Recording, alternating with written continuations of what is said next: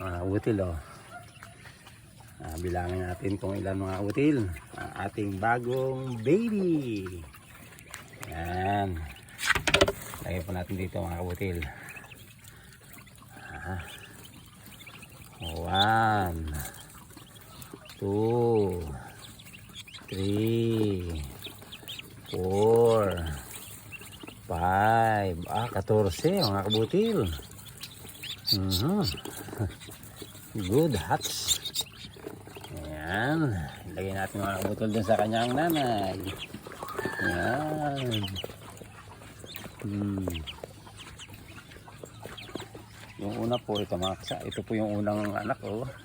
Yun, may isang baby.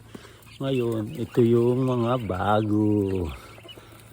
Yan, para po sila mga kabutil ay hindi sila pando sa mga malaki, maipit.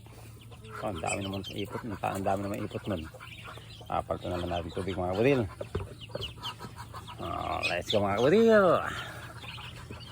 Baby ng buhay ko, baby ng buhay ko.